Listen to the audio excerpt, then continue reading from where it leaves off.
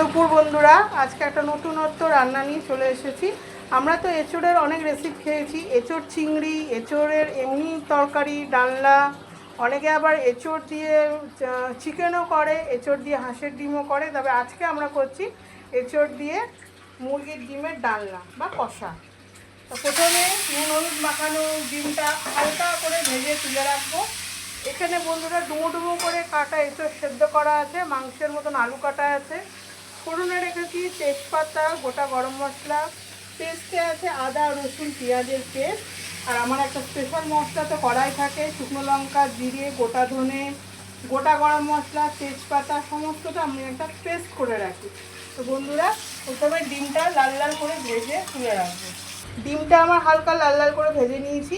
এবার ফোড়নে দিয়ে দেবো গোটা জিরে, গোটা গরম মশলা, তেজপাতা দিয়ে এবার ডুমো ডুমো করে কেটে রাখা মাংসের মতন আলুটা দিয়ে দেবো। আর একদম সেদ্ধ না হওয়া অবধি লাল লাল করে ভাজবো। অল্প একটু নুন দিয়ে দেবো, তাহলে তাড়াতাড়ি আলুটাও সেদ্ধ হয়ে যাবে আর লাল লাল করে ভাজাও হয়ে যাবে। দেখো বন্ধুরা পুরো লাল লাল করে ভাজা হয়ে গেছে। এবার ডুমো ডুমো করে সেদ্ধ করে রাখা এঁচোড়টা দিয়ে দেবো।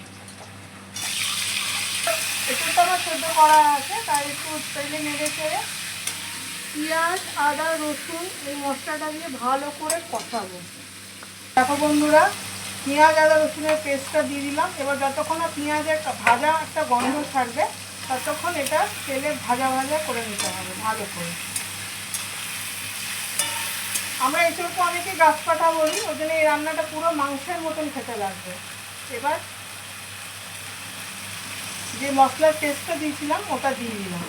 এবার ভালো করে যতক্ষণ না তেল ছাড়বে সমানে মশলাটা কষাতে হবে। এর ভেতরে একটু দেবো কালার লঙ্কা গুঁড়ো দিয়ে এবার কষতে থাকবো। অল্প দেবো হলুদ। এবার মশলাটা করবো, কষাবো পুরো মাংসের মতন। দেখো বন্ধুরা সুন্দর গন্ধ ছেড়েছে, পুরো একদম মাংসের মতন এঁচোড়টা কি সুন্দর কষে গেছে। এবার ভেজে রাখা ডিমটা আমি দিয়ে দেবো। এবার সব একসঙ্গে ভালো করে কষাবো, সুন্দর করে কষাবো। কষিয়ে জল দিয়ে ঢাকা দেবো। নামাবার আগে কসুরি মেথি, ঘি, গরম মশলা সব যাবে। তার আগে এটা সুন্দর করে তেল ছাড়ানো অবধি আমি কষাতে থাকবো। আমি বেটে রাখা দারচিনি বা গোটা গরম মশলাটা আমি বেটে রেখেছিলাম, ওটা দিয়ে দেবো মশলাতে, দিয়ে আমি কষাবো। এখানে স্বাদ ভালো আছে। তেল ছেড়ে দিয়েছে, দারচিনির পেস্টটা আমি ভালো করে কষিয়ে এবার জল দিয়ে দেবো। বন্ধুরা অপূর্ব গন্ধ ছেড়েছে, তোমরা এই রান্নাটা অতি অবশ্যই রান্না করেছো, খুব সুন্দর গন্ধ ছেড়েছে, সুন্দর হয়েছে কষা। দেখো বন্ধুরা খুব সুন্দর। এটা গরম ভাত, ফ্রাইড রাইস, রুটি, পরোটা সব কিছুর সঙ্গে ভালো যাবে। এবার আমি জল দিয়ে দেবো।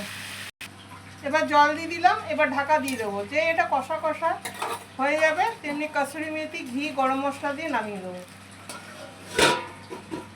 দেখো বন্ধুরা সুন্দর আমার এঁচোড়ের ডালনা রেডি উইথ ডিম দিয়ে।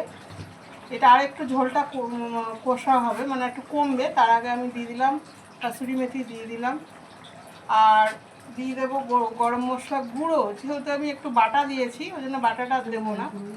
হ্যাঁ, এবার দেবো ঘিটাও দিয়ে দিলাম। ঠিক আছে, এবার এই ঝোলটা একটু একটু কষুক। তোমরা কষা কষাও খেতে পারো, আবার মানে ঝোলটা কমিয়েও খেতে পারো। আমি ঝোলটা একটু কমাবো। দেখো বন্ধুরা আমার এঁচোড় দিয়ে ডিমের ডালনা রেডি, খুব সুন্দর মাংসের মতন গন্ধ ছেড়েছে। এবার আমি এটা নামিয়ে নেবো। আজকে আমি একটু ঝোল ঝোল রেখেছি, কারণ এটা ভাত দিয়ে খাবো আজকে, খালি এটাই মেনু আমাদের দুপুরের, ওই জন্য একটু ঝোল ঝোল রেখেছি। তোমরা চাইলে এটা পুরো মাখা মাখা করে নিতে পারো। তো বন্ধুরা আমার মায়ের এই এঁচোড় দিয়ে ডিমের ডালনা রান্নাটা যদি তোমাদের ভালো লাগে তাহলে অতি অবশ্যই একটা লাইক, কমেন্ট, শেয়ার করো। আর এটা বানিয়ে খেও। তোমরা কষা কষা করেও খেতে পারো, আমরা আজকে পাতলা ঝোলের মতন করেছি। ঠিক আছে, সবাই ভালো থেকো, সুস্থ থেকো। পরবর্তী দিনে আবার একটা নতুন রান্নার ভিডিও নিয়ে চলে আসবো।